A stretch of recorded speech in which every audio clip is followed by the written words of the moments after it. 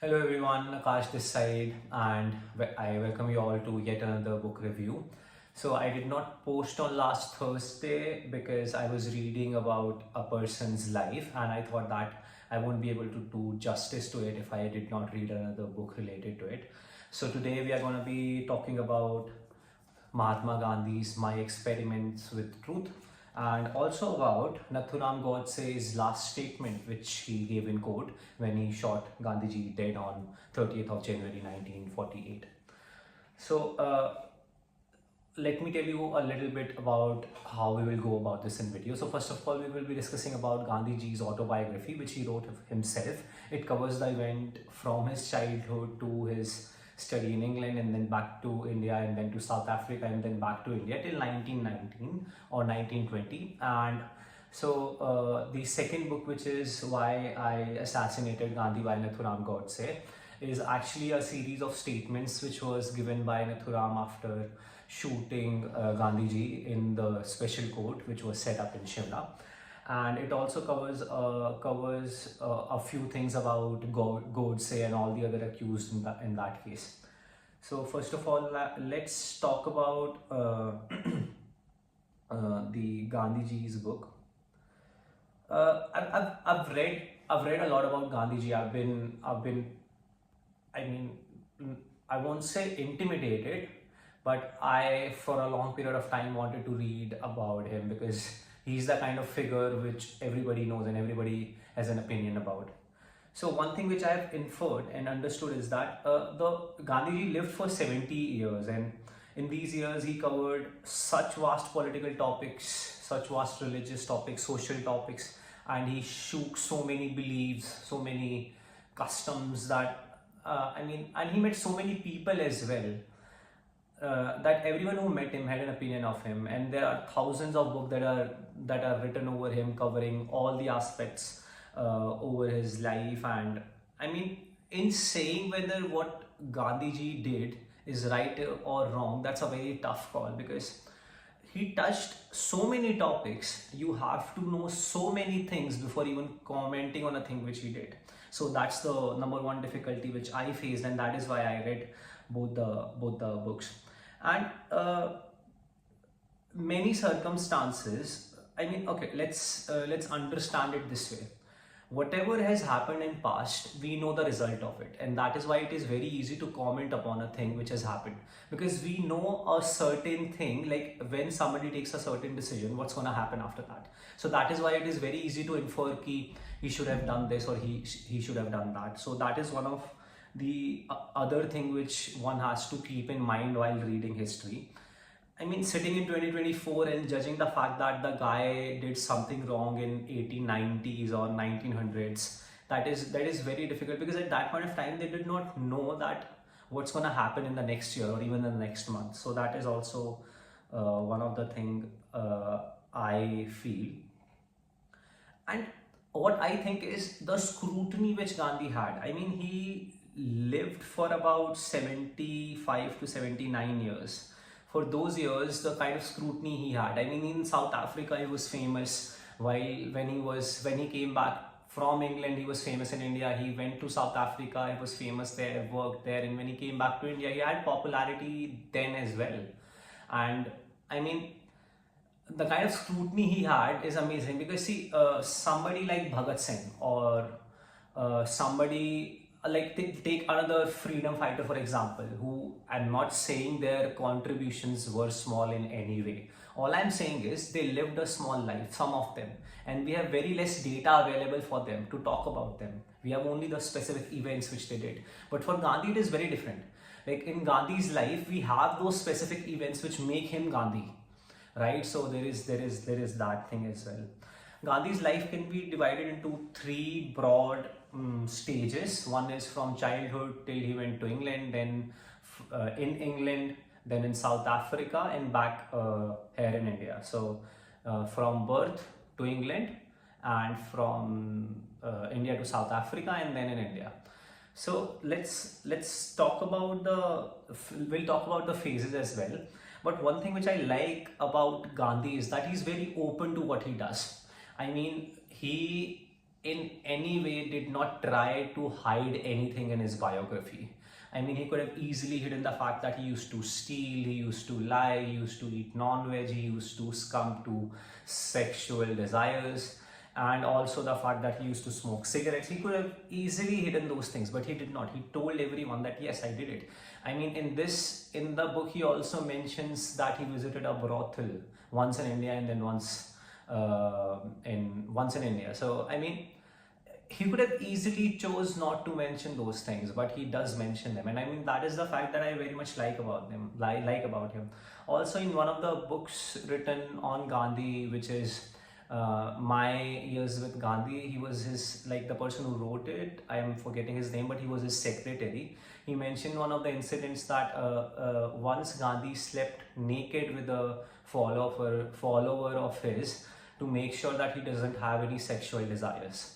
I mean, he published that fact in his book, and Gandhi never stopped him. He was open to discussing why he did what he did. I mean, the fact is, you are doing something and then you are open to debate on it. I mean, then you are open to talking to other people about it as well. These are the positives that I like about Gandhi. Also, I mean, I have a diary here with me on which I've written all the points, because it's such a vast life that you can't remember all the things. So yeah. I mean, also, I mean, you see, like, in his first phase of life, you see, I mean, Gandhi went wrong as well on many points, and he agrees them in his he agrees on them in his biography, like his son Harilal. I mean, I do not know how many of you know about this or not, but Harilal was his younger son, and he is the Gandhi that we could not have. I mean, he went to jail for satyagraha. He was actually, there's a book written about Harilal, A Life. I mean, that's the title of the book.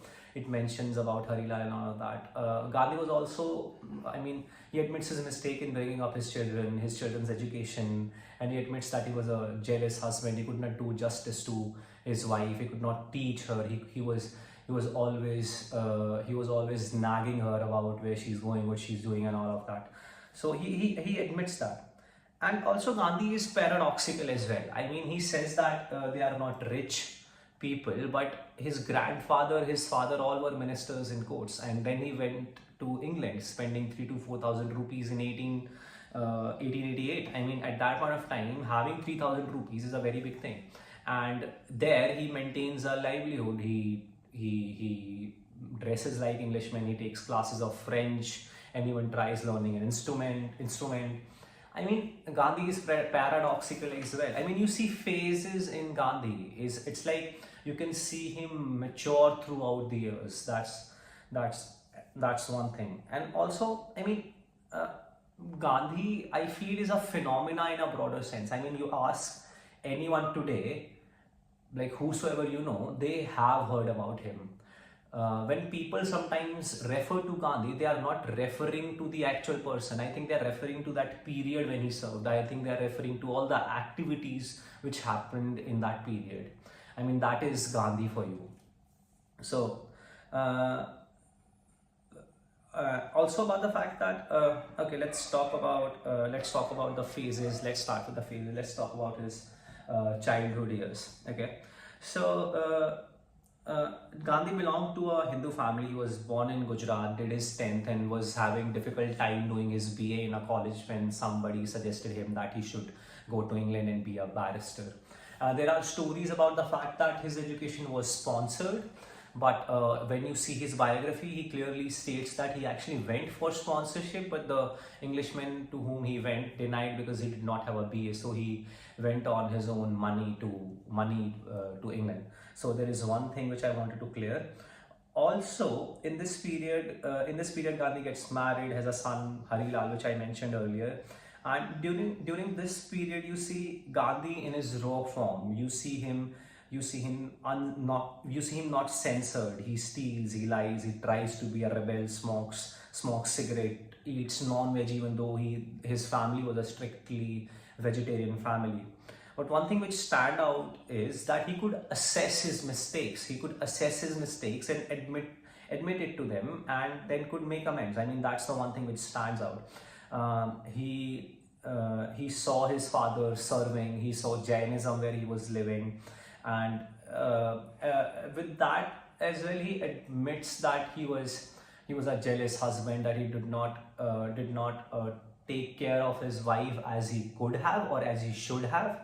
And also he saw his mother's religion, because when he was there's this interesting story. I mean, when he was coming back from Mumbai to his place, when he went to Mumbai to ask for the sponsorship for going to England, and when he came back, his mother asked him to make a vow to her that he won't drink, he would stick to his religion, and he made that vow. I mean, he saw religion of his mother as well. Gandhi was not a religious person in a societal sense, that he did not used to go to temples and all of that, but he was a religious person. You see him grow as a religious person.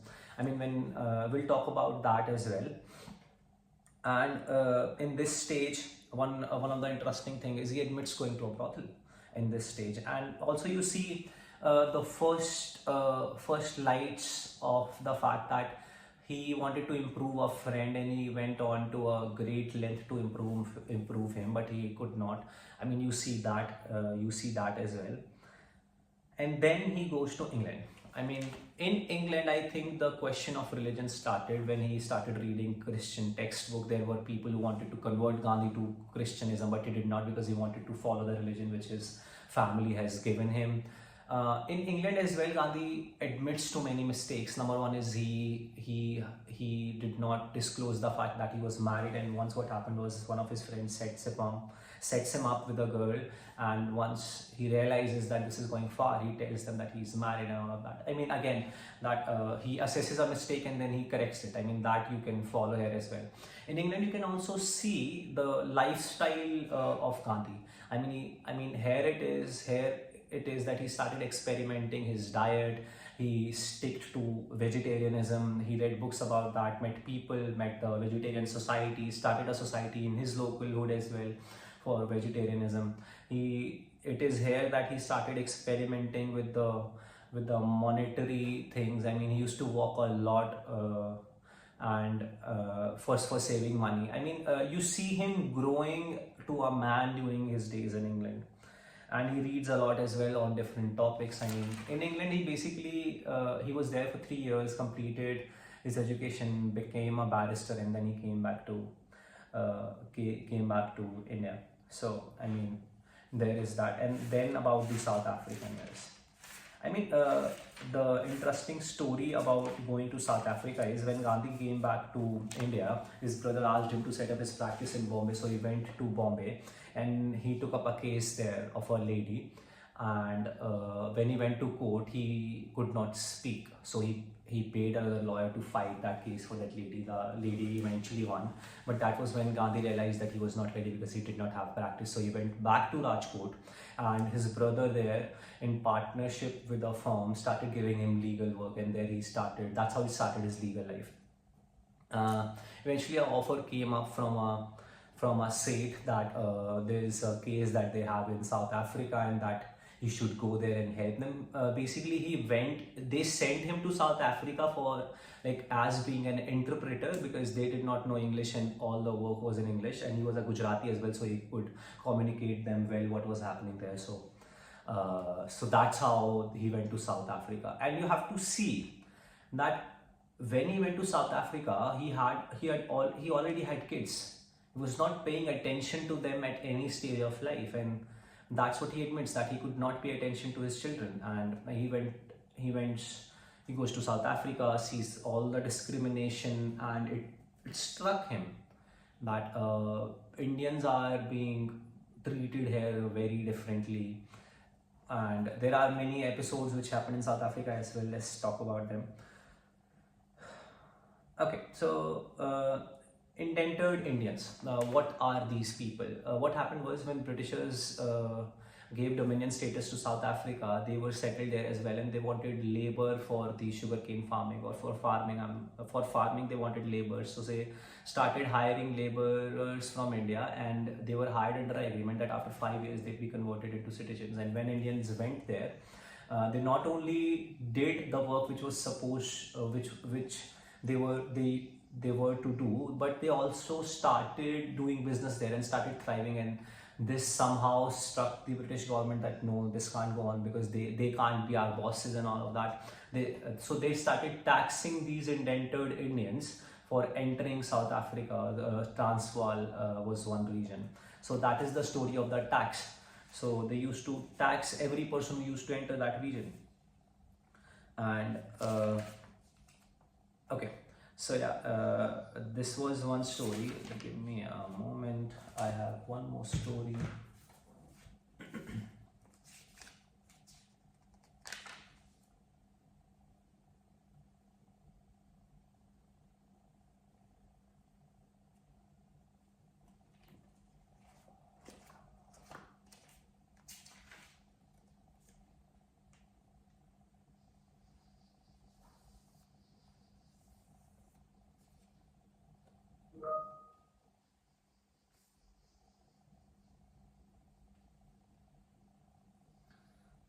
Okay, so this was about the indentured Indians. Also, there was this one incident about about an indentured labor called Bala Sundaram. He was actually beaten up by his employer. He went to Gandhi seeking help, and Gandhi helped him out. He was a Tamil Indian, so this is he helped him, and he became very popular in Tamil people as well there, and in South India consequently. Also. In 1894, the Natal government, they wanted to increase the indentured tax from pound 3 to pound 25. So Gandhi even fought against it. I mean, he wrote papers about it in his daily. I mean, he had a paper in South Africa in which he used to write articles, and he also sent government. He also sent government the some of the problems with the tax, but eventually the tax returns to £3. Not because, I mean, the Viceroy of India also doesn't also didn't agree to it, and Gandhi also sent his letters. I mean, whether it was Gandhi or the Viceroy, we don't know, but eventually the tax is reduced to £3, and later it was abolished. Years later it was abolished. So also there's one interesting, when you go through the chapters related to the South African continent. I mean South African continent of Gandhi, South African. When you read about the South African chapter of Gandhi's life, you come to know that the problem in South Africa was very different than the problem in India. The problem there was Indians as a whole did not even have any right other than citizenship. I mean, they were not even given dignity. So they did not even have dignity. So bringing them together was an easy task, because all of them wanted one thing, and that is dignity. And there was no work done there. Nobody was there who was working in that direction. So Gandhi became one focal point, and people followed him and followed him zealously. I mean, they helped him monetarily and with his work and everything. And Gandhi helped them too, because he was the only person to actually recognize that, hey, this is a problem. So there is that, and that is why he was so successful in South Africa in making the unity as well. I mean, whether it was Hindu, Muslim, Sikh, Parsi, Christian, no matter which religion, if he was an Indian, he did not have any rights. So in South Africa, the fight was for basic dignity only. But in India, it was a very vast scenario. I mean, the struggle already started. I mean, it was 20 years, like if you take even 1857 as the starting point, and Gandhi came back to India in 1950, that's about 60-70 years in between, 60-70 years in between, 60 years. So I mean, 60 years it's going on, and even more than that. So the work is already done. There are problems, there are communal grudges, people want different things, there are parties already formed. So in India, the situation was very different. Also, other thing which I wanted to mention about South Africa is he went on to take the celibacy vow in 1906, or the brahmacharya. He went on to become a brahmacharya in 1906, and he gave up milk along with it, because Gandhi used to think that milk increases sexual desires, and he has written about it. he has written about it that it is my firm conviction that a man need take no milk at all beyond the mother's milk that he takes as a baby.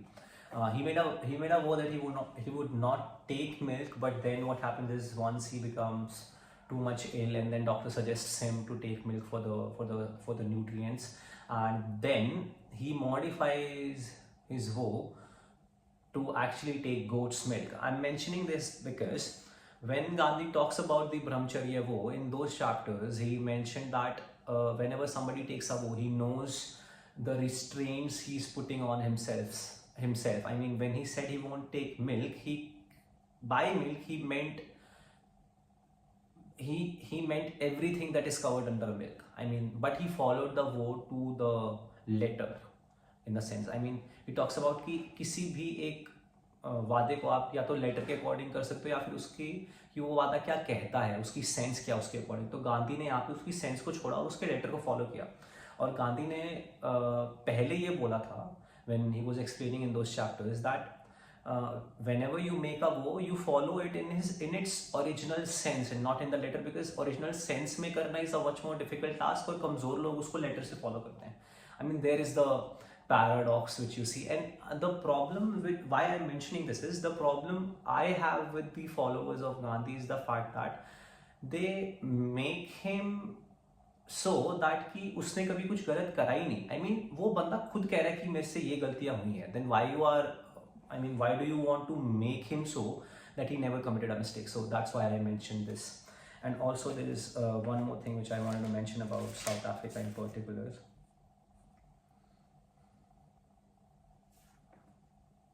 Just give me 1 second.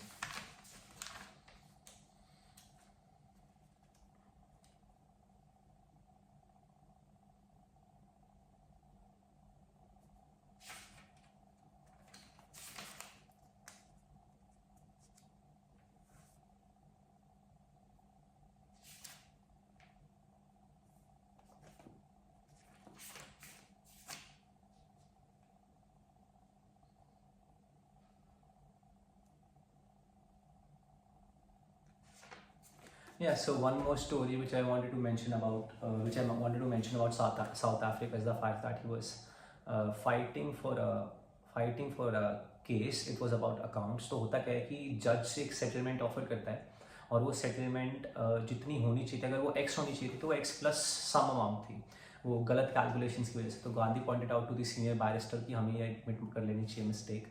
But उसका senior barrister कहता है कि इसकी वजह से हो सकता है कि इसको कोई कंपनसेशन अवार्ड ही ना हो. But Gandhi went on to actually convince the client, और फिर वो कोर्ट में एडमिट करता है, and eventually court agrees to the mistake and the client gets paid the original get paid the amount which he was supposed to have. Why I am mentioning this is it shows his work ethic as a lawyer. I mean, he could have easily gone कि नहीं भाई मेरे को तो 50 रुपये 40 रुपये मिलने थे, 50 मिल गए, बट अब मिल गए हैं तो ठीक है. बट उसने वो नहीं करा. I mean, he was very true to his profession throughout. Whenever you see him doing a work of a barrister, you see that sense of professionalism in him. One of the other thing I like about his stay in South Africa is the fact that when he was serving people and there उसको अपना गुजारा भी करना है, तो लोगों ने suggest किया कि जो भी इस मूवमेंट के लिए पैसा इकट्ठा हो रहा है, that Gandhi ji can draw a salary from it. But he said no, that नहीं, मैं उसमें से सैलरी नहीं लूंगा, मैं अपना काम करूंगा, उसमें मुझे सपोर्ट करो, उससे जो पैसा आएगा मैं अपना गुजारा कर लूंगा. Why I think it was important is because when you take a salary, it's a quid pro quo.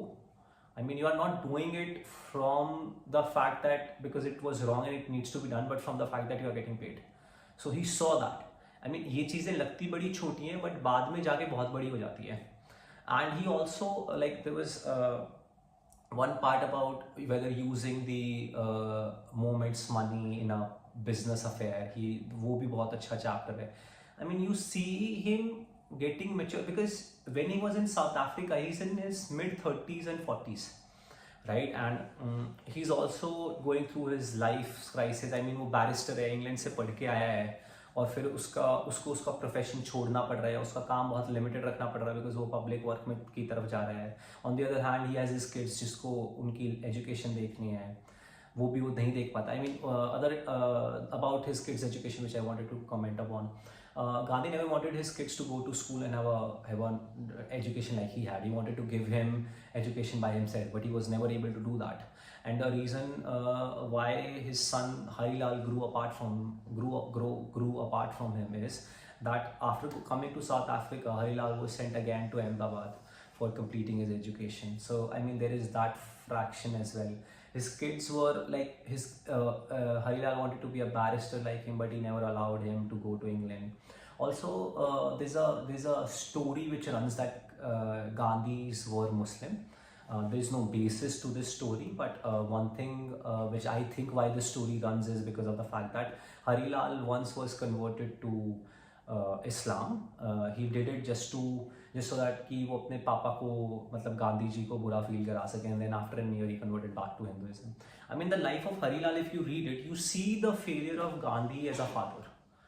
So in South Africa, this happened as well. Now, in 1914, he also served in World War I in the nursing department. He was a good nurse too. He had a rank in the army as well. I mean, he did that. And now coming back to the time when he came back to India.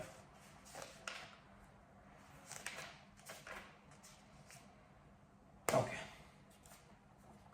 So first, सबसे पहले India में आने के बाद गांधी जी सबसे पहले आने के बाद गोखले से मिलते हैं, कांग्रेस की वर्किंग्स को समझते हैं 1-1.5 साल तक, और कैलकाटा में वो एक इंसान से मिलते हैं जो उन्हें कहता है कि आप चंपारण चलिए. चंपारण में जो हमारे लेबरर है उनको इंडिगो गाना पड़ता है, और उसकी वजह से उनको 3 कथिया टैक्स देना पड़ता है. इट इज़ लाइक 1/3 पार्ट पे उन्हें इंडिगो को गाना है, वैसा वो टैक्स था.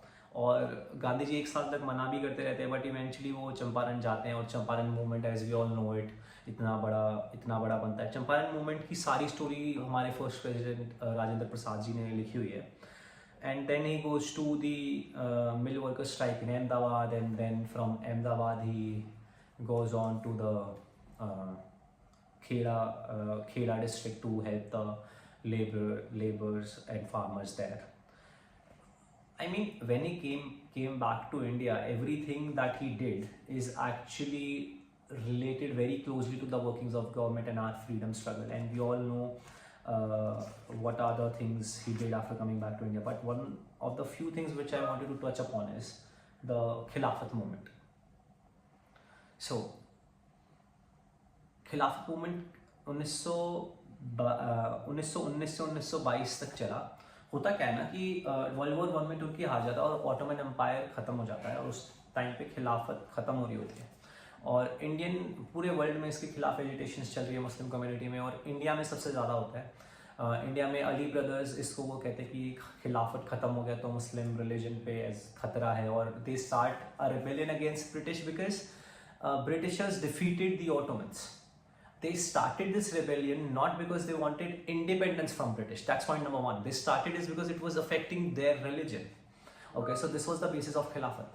And then Gandhiji thought that if I help them, I would be able to get Muslim solidarity as well, and I have Hindus on my side, and the struggle for independence would be whole, because उनका agitation भी eventually है तो Britishers के against ही, और हम भी आज़ादी चाहते हैं ब्रिटिशर्स से, तो हो सकता है हम दोनों अगर मिल के लड़ेंगे तो ज़्यादा जल्दी काम हो जाए. ये गांधी जी की सोच रही होगी, और उन्होंने खिलाफत मूवमेंट का पूरा सपोर्ट करा.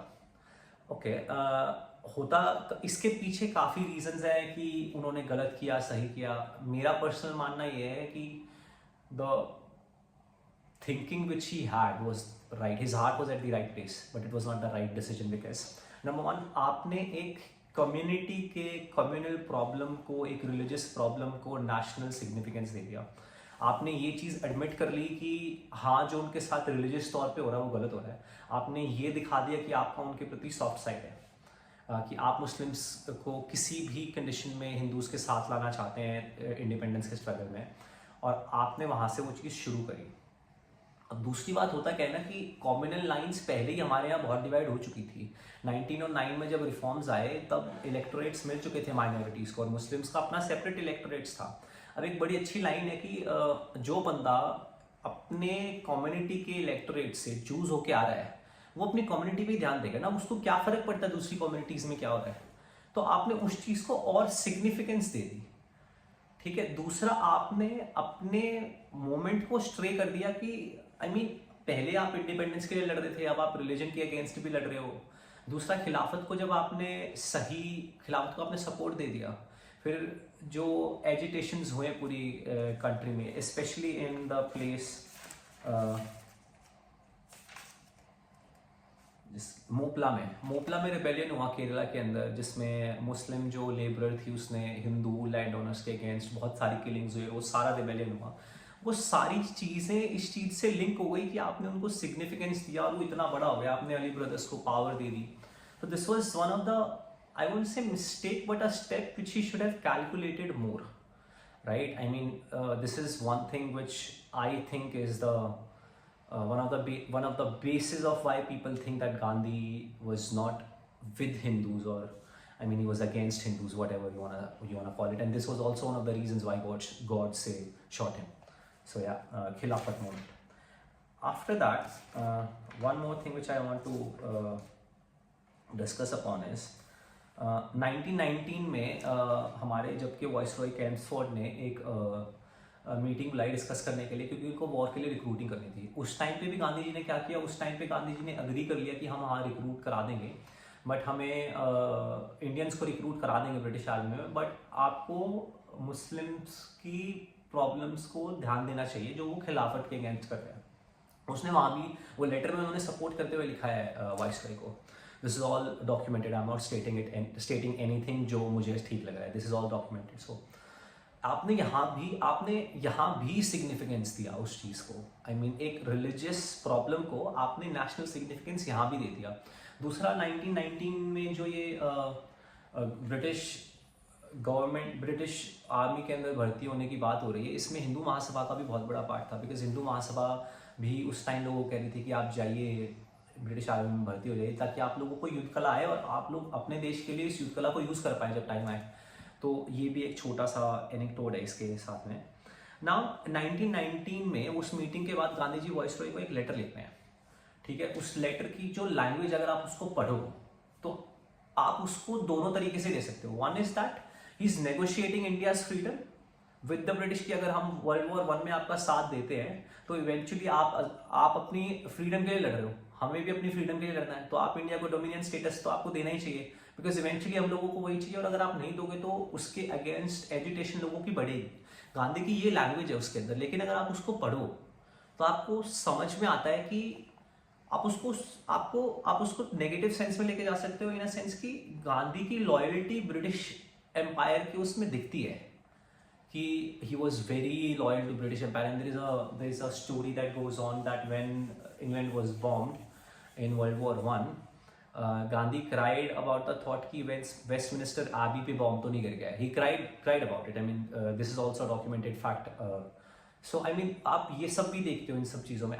ये सब चीज़ें यहाँ से नेगेटिव शुरू होते हैं, ऐसा मेरा मानना है, जो लोग नेगेटिव काउंट करते हैं। ऑल्सो रॉलेट एक्ट आया 1990 में, जिसने पुलिस को पावर्स दी of arresting people and extending the stage of emergency. Rowlatt act को anarchical and revolutionary crimes act भी बोलते हैं 1990 का। तो हुआ क्या कि गांधी जी ने क्या इसके अगेंस्ट सत्याग्रह करने का अनाउंसमेंट कर दिया कि 30 मार्च को हम भारत बंद रखेंगे जी। गांधी जी ने ये बोला। हुआ क्या कि 30 मार्च की डेट जो है वो तो सेट हो गई, बट फिर उसको चेंज करना पड़ा बिकॉज वो पूरे इंडिया में फैलाई नहीं जा सकती थी। लेकिन दिल्ली 30 मार्च को बंद हुआ था, और उस एजिटेशन की सक्सेस पे जब पूरे लोग मार्च कर रहे थे तो उसमें 60 लोग मारे भी गए, और फिर 16 अप्रैल को जलियांवाला बाग हुआ, वो भी रॉलेट एक्ट के अगेंस्ट हुआ, जब जनरल डायर ने जलियांवाला बाग के अंदर लोगों पे गोलियां चलाई। इसमें भी अगर आप उसके बाद फिर कांग्रेस की अमृतसर में मीटिंग होती है 1919 में। Actually Gandhi ji, I won't say he could have stopped Jallianwala Bagh, because it was not in his power to stop it, but he could have planned it in a very better way. The other problem with Gandhi which happened during this period, what I think is he took the problems in South Africa and in India to be similar, which they were not. Right. और उससे होता क्या है ना कि वहाँ पे सारा काम नॉन वायलेंस से हुआ, बट यहाँ सारा काम नॉन वायलेंस से नहीं हुआ था, लेकिन इनका बिलीफ यही था कि सब कुछ नॉन वायलेंस से ही होना चाहिए। तो this is also one of the factor, and also in the 1990s session of the Congress, which was 34th session, Mahatma Gandhi ने बोला कि मॉन्टागो क्लेम्सफोर्ड जो रिफॉर्म्स हैं उनको भी एक्सेप्ट कर लेते हैं, और जिन्ना ने उनका सपोर्ट भी करा उस बात पे उसके अंदर, और अली ब्रदर्स की एक्चुअली इसको एक्सेप्ट करने का भी एक रीज़न था। गांधी जी को लगा हम रिफॉर्म्स एक्सेप्ट कर लेंगे तो हमको डायरकी सिस्टम आ जाएगा, थोड़ी बहुत इंडियंस को और पॉलिटिकल सिनेरियो में लेना शुरू कर देंगे। गांधी जी होपफुल थे कि धीरे धीरे हम इंडिपेंडेंस की तरफ ऐसे चले जाएंगे अगर हम ब्रिटिशर्स को ये दिखाएंगे कि हम आपके साथ हैं। और गांधी जी होपफुल इसलिए भी थे क्योंकि अली ब्रदर्स को ब्रिटिशर्स ने जेल से छोड़ दिया था, और जो भी रावलट एक्ट के तहत लोग अरेस्ट हुए थे उन सबको भी उन्होंने बाहर छोड़ दिया था। तो ये थी गांधी जी की ऑटोबायोग्राफी, जो कि 1919 तक के इवेंट्स कवर करती है। अब आते हैं गॉडसे पे, Nathuram Godse and his shooting Gandhi ji. Godse ने जब गांधी जी पे गोली चलाई 30th January on 1948, that was not the first attempt on Gandhi ji's life which happened. There were in total of 5 attempts which happened in 34, 44, 1934, 1944, 1946, and in 1948 2 attempts happened. One was on 20th January and the other one was 30th January, in which eventually Godse shot Gandhiji.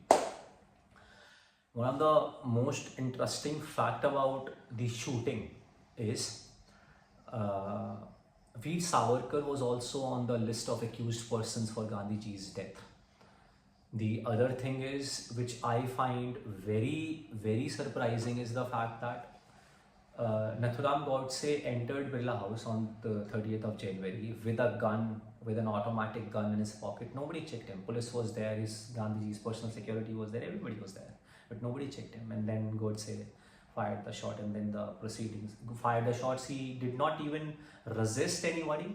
जैसे उसने गोलियां चलाई, उसने बंदूक और ऐसे हाथ ऊपर कर दिए, police came, arrested him, and the court proceedings started. Also,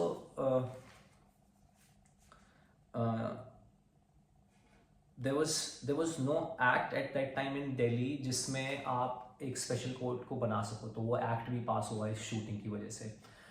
Why I am taking so much time in commenting on this is because ये इतना सेंसिटिव इशू है ना, और इसमें इतनी सारी प्रॉब्लम्स हैं जो गॉडसे को है गांधी जी की तरफ से। आई मीन, आप गॉडसे के बारे में पढ़ते हो, वो एक हिंदू फैमिली में जन्मा, उसने पढ़ाई करी, फिर वो वीर सावरकर के टच में भी आता है अपनी लाइफ के अंदर।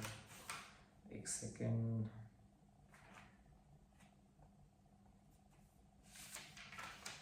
हाँ, तो गॉडसे वीर सावरकर के साथ भी काम करता है, हिंदू महासभा का मेंबर होता है, आरएसएस का मेंबर होता है, वेल रेड इंसान है, कॉन्फिडेंट है, लॉजिकल है, प्राउड है, और even when you read his statement you get the sense what he is saying is actually true, because सब कुछ circumstantial है ना।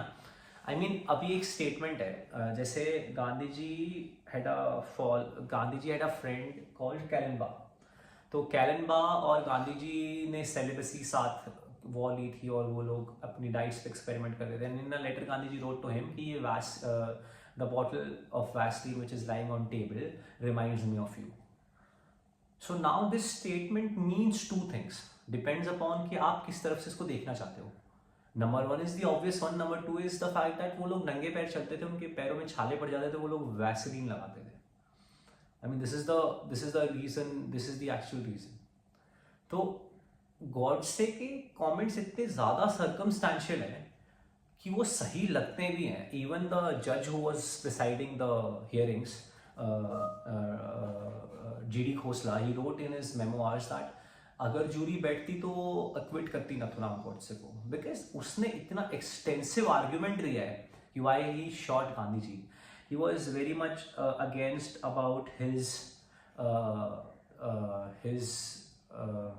side on Khilafat movement, his sides with Muslim. He mentioned events like Gandhi ji का वंदे मातरम को national song ना होने देना, Muslim community के ऑपोजिशन पे गांधी जी का नेशनल फ्लैग को नीचे होइस्ट कर लेना, और मुस्लिम्स को अपीज़ करने के लिए गांधी जी के बाकी सारे पॉलिसी। आज़ादी के बाद गांधी जी ने ये बोला कि जितने भी मस्जिद हैं उनको मुस्लिम्स को दे दिया जाए, वहाँ से जो भी लोग रह रहे हैं उनको निकाला जाए, वो सब। इवन ही सेज दैट कि क्यों गांधी जी ने फास्ट नहीं किया जब पाकिस्तान हिंदूज पे अट्रॉसिटीज़ कर रहा था। Actually the main problem which I think started was the fact that कि after independence Indian government was to pay 55 crore rupees to Pakistan, and when in 47 Pakistan attacked India, Vallabhbhai Patel said कि हम जब तक नहीं देंगे जब तक पाकिस्तान एग्रेशन नहीं रोकता। इस चीज़ पे गांधी जी ने बोल दिया नहीं ये गलत है, और 13 तारीख को उन्होंने अपना सत्याग्रह शुरू किया। 17 तारीख को गवर्नमेंट इवेंचुअली मान गई कि हम 55 करोड़ रुपए दे देंगे। This was I guess the last nail in the coffin. लोग समझते हैं गॉडसे ने गांधी जी पे गोलियां इसलिए चलाई क्योंकि ये इवेंट हुआ। ये सिर्फ वो इवेंट था जिसके बाद वो रुक नहीं सकता था। ये था series of events like the Khilafat movement and all the events. Like he even goes up to the point where he says कि गांधी जी के फॉलोअर्स को लगता है कि अहिंसा से ही आई है आज़ादी, बट ऐसा नहीं है, बाकी सारे इवेंट्स भी हुए हैं। मुझे ऐसा लगता है कि गॉडसे के साथ क्या था ना कि उस पीरियड में जो भी प्रॉब्लम हुई उसने वो एट्रीब्यूट किया गांधी जी को, बिकॉज एज आई सेड कि when people take the name Gandhi, they are not just mentioning the person, they are mentioning the whole period, all of that period. Also मेरा स्टैंड ये है कि आज़ादी सिर्फ अहिंसा से नहीं आई, इट्स अ कॉन्टिन्यूस प्रोसेस। आप देखिए 200-250 साल से हम लोगों ने स्ट्रगल करा है, इतने सारे रेवोल्यूशनरीज आए, इतने सारे रिबेलियन हुए, इतने सारे लोगों का कॉन्ट्रीब्यूशन है, तो सिर्फ गांधी जी का तो इसमें हाथ है ही नहीं, वो लॉजिकल है। इवन गॉडसे एक बार कहता है कि गांधी जी काउ स्लॉटर के बिल के अगेंस्ट ये कहते हैं कि काउ स्लॉटर का बिल पास करने के लिए मैं कैसे कह दूँ जब एक कम्युनिटी को उससे प्रॉब्लम है। तो अब इस स्टेटमेंट को भी आप दो तरीकों से ले सकते हैं। एक तो गांधी जी यहाँ सेकुलर है, गांधी जी ने कोई गलत बात नहीं बोला कि एक पक्ष मना कर रहा है दूसरा पक्ष हाँ कह रहा है, मैं कैसे कह दूं कि बिल पास कर दो, लेकिन वो कहता है कि नहीं यहाँ पे आपने मुस्लिम्स की साइड ली। ये भी आप देख सकते, इस चीज को आप इस एंगल से भी देख सकते हो। So see what I think is history को ना हम पढ़ते हुए बहुत ज्यादा ना सर्कमस्टेंशियल बना देते हैं, ऐसा होना नहीं चाहिए। कोई भी एक इवेंट अगर वो इस टाइम फ्रेम पे हो रहा है, वो इसलिए हो रहा है क्योंकि पीछे जो इवेंट्स हुए हैं वो उसको इफेक्ट करते हैं, और हमें आगे का आउटकम नहीं पता है उस पर्टिकुलर पॉइंट ऑफ टाइम पे। लेकिन हम as a student of history क्या करते हैं कि हाँ 1918 पे इस पर्टिकुलर डे पे उस बंदे ने ये बोला, इस वजह से ये गलत हुआ। ऐसा होता नहीं है। I mean Hindu Muslim community के अंदर प्रॉब्लम्स क्या जब भी शुरू हुई 1909 में, जब उन्होंने अपने लिए सेपरेट इलेक्टोरेट मांगा? नहीं, उससे पहले भी प्रॉब्लम्स थी ना, एडमिटेड। आई मीन उससे पहले प्रॉब्लम्स नहीं होती तो कोई इलेक्टोरेट सेपरेट मांगता ही नहीं। तो ये चीज़ है। अच्छा, वीर सावरकर को भी कॉन्विक्ट किया गया गांधी जी के केस में, and this is a very interesting story. Digambar Badge was accused and he then turned on to government's approver, और उसी के स्टेटमेंट पे वीर सावरकर को अक्यूज बनाया गया। एक स्टोरी ये रन करती है कि सावरकर को इसलिए अक्यूज बनाया गया बिकॉज उस टाइम कांग्रेस को पॉपुलैरिटी चाहिए थी एज अ गवर्नमेंट, और Veer Savarkar was the only person जो उसके बीच में खड़ा हो सकता था, तो उन्होंने उसको उसमें फंसा दिया, और उसके अगेंस्ट कोई वैसे भी सबूत नहीं मिलना था, वैसे भी सबूत नहीं मिलना था, और बाद में वो अक्विट हो जाता है। एंड बड़गे को एक्चुअली इस केस के बाद पुलिस में सर्विस मिलती है, पुलिस में गवर्नमेंट जॉब मिलती है। द पर्सन, अगर आप कोर्ट की प्रोसीडिंग्स सुनेंगे उसमें यह लिखा गया कि गॉडसे ने कोई रेजिस्टेंस नहीं दिखाया अरेस्ट करते टाइम, और जिस पुलिस वाले ने उसको आके अरेस्ट किया इवेंचुअली उसको कीर्ति चक्र दिया गया उसकी बहादुरी के लिए। I mean this is how Congress use it to their own benefit. Also, one of the interesting fact about Godse's killing Gandhiji is the fact that there is this story that people actually met Godse in jail and presented him with gifts because they were agreeing to him, right? I mean, I can go on and on about this topic for 2 more hours. I mean, पहले ये video बहुत लंबा हो गया, पर मेरा इस चीज़ पे यही कमेंट है कि you just can't say Gandhi was right or wrong. I mean, you can't be 100% and say Gandhi was right and wrong. I mean, एक इंसान की लाइफ को आप इतना ज़्यादा स्टडी कर ले, I mean, कोई भी 100% परफेक्ट नहीं होता। गांधी जी भी इंसान ही थे, और मैं ये नहीं कह रहा कि नथुराम गॉडसे ठीक था गलत था, गांधी जी ठीक थे गलत थे, बिकॉज अब हम जहाँ हैं हमें यहाँ से आगे जाना है। पीछे जो हुआ उस पर डिस्कस करके इस चीज़ को प्रूव करने में कि गांधी जी गलत थे हमें कोई फ़ायदा नहीं है। हमें क्या लर्निंग लेनी चाहिए हिस्ट्री से कि हम क्या ठीक आगे कर सकते हैं उससे याद करते हुए, राइट? गांधी जी गलत थे ठीक थे वो प्रूव ना करते हुए हम ये देखें कि हमने उस टाइम फ्रीडम के मोमेंट पे क्या गलतियां करी, या हमें क्या ठीक करना चाहिए था, और उस चीज़ को हम आगे अपनी मैनेजमेंट में या गवर्नमेंट को आगे वो चीज़ें लगानी चाहिए। दूसरी बात, I mean whatever Gandhi ji did, it is a fact, उन्होंने कभी भी मॉनेटरी बेनिफिट नहीं लिया किसी भी चीज़ से, he lived a life which could have, मतलब जो जितनी थोड़े मीन्स से ज़िंदगी जी जा सकती थी उन्होंने जी, उन्होंने कभी गवर्नमेंट में पोजीशन नहीं लिया, हालांकि वो ले सकते थे।